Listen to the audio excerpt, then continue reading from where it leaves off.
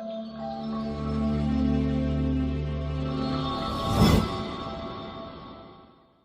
اللہ الرحمن الرحیم نحمدہ ونصلی علی رسولہ الکریم۔ ناظرین و سامعین، حافظ ضیاء الرحمان چینل پر ہم آپ کو خوش آمدید کہتے ہیں۔ آج ہم آپ کے لیے بہت ہی اہم معلوماتی ویڈیو لے کر آئے ہیں، جس میں ایک وظیفہ ہے جو کہ دعا کے قبول ہونے کے لیے ایک بہت ہی بڑا ذریعہ ہے۔ اس عمل کے ذریعے سے جو بھی دعا مانگی جائے گی انشاءاللہ قبول ہوگی، جو حاجت بھی ہوگی پوری ہوگی، اگر کوئی پریشانی ہے وہ دور ہو جائے گی، اگر کوئی غم ہے تو وہ خوشی میں تبدیل ہو جائے گا۔ وظیفہ بہت آسان ہے، بہت مختصر وظیفہ ہے۔ اپنی دعا کے اندر چند کلمات کو کہنا ہے۔ اس سے پہلے ہم آپ کو کچھ فضیلتیں اس کی بتاتے ہیں۔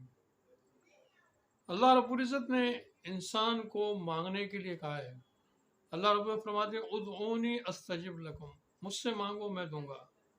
اللہ رب العزت سے جو مانگتا ہے اللہ اس سے خوش ہوتے ہیں، اور جو اللہ سے نہیں مانگتا اللہ رب العزت اس سے ناراض ہوتے ہیں۔ اللہ رب العزت کو سب سے زیادہ پسند ہوا انسان ہے جو صرف اور صرف اللہ کی طرف متوجہ ہو۔ اس کی نظر اللہ کے غیر یعنی اللہ کے بغیر جو کچھ ہے ان میں سے کسی ایک کی طرف بھی اپنی حاجت کے لیے نظر نہ جائے۔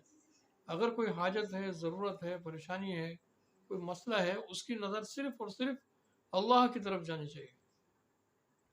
اور جب وہ اللہ سے مانگے گا اللہ رب العزت خوش ہو کر اس کو عطا فرمائے گا۔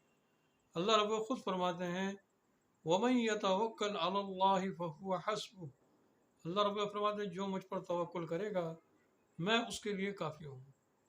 اللہ رب العزت ہر اس انسان کے لیے کافی ہیں جو اللہ پر توکل کرتا ہے، اللہ پر بھروسہ کرتا ہے۔ کوئی بھی حاجت ہو، ضرورت ہو، پریشانی ہو، اللہ رب العزت سے مانگنا چاہیے، اللہ کی طرف متوجہ ہونا چاہیے، اور اللہ کے غیر کی طرف نظر نہیں۔ اللہ رب العزت جو اللہ کے غیر سے مانگتا ہے اللہ پاک اس سے ناراض ہو جاتے ہیں۔ تو صرف اور صرف اللہ کی طرف نظر رکھنی چاہیے۔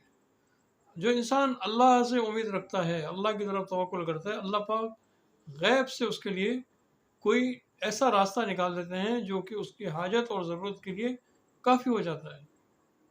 ایک واقعہ ہم آپ کو اس کے بارے میں بتاتے ہیں۔ دو انسان تھے اللہ والے، وہ ایک جنگل میں رہا کرتے تھے۔ ایک انسان ان میں سے جو ایک آدمی تھا، ایک شخص تھا، وہ اپنی کسی بھی ضرورت اور حاجت کے لیے ساتھ میں ایک بستی تھی، وہاں بستی میں جاتا تھا اور لوگوں سے کچھ لے دے کے کھا پی کے آ جاتا تھا۔ لیکن جو دوسرا شخص تھا وہ کہتا تھا کہ میں لوگوں سے کیوں مانگوں، مجھے لوگوں سے نہیں مانگنا چاہیے، میں صرف اور صرف اللہ سے مانگوں گا۔ اللہ کے اوپر توکل کرتا تھا۔ اس کے صلے میں اللہ رب العزت نے اس کے لیے ایک وسیلہ بنا رکھا تھا، وہ یہ تھا کہ وہ صبح کے ٹائم پہ جب پہاڑ کے اوپر جاتا تو پہاڑ کے اوپر ایک ہرنی آتی تھی، اور وہ ہرن جو ہے وہ آ کر اس کے پاس بیٹھ جاتی تھی اور وہ اس کا دودھ نکال کر اس کا دودھ پیتا تھا۔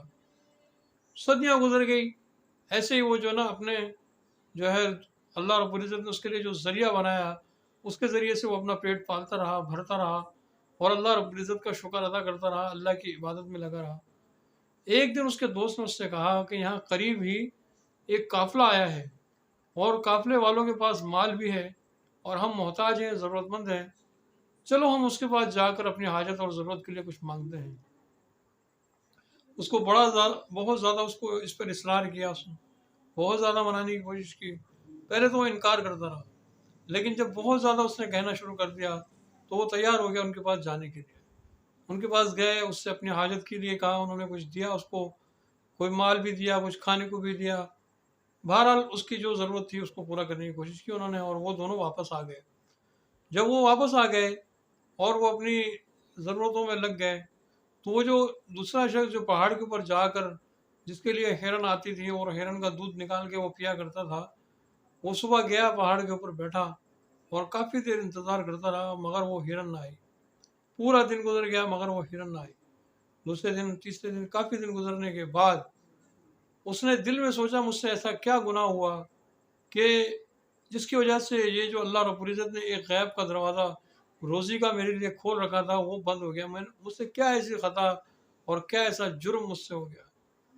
بہت سوچنے کے بعد اس کے ذہن میں یہ بات آئی کہ وہ جو اس دن میں اپنے دوست کے ساتھ उस काफ़िले वाले के पास मांगने के लिए चला गया, अल्लाह रब्बुल इज़्ज़त को ये मेरी बात पसंद ना आई।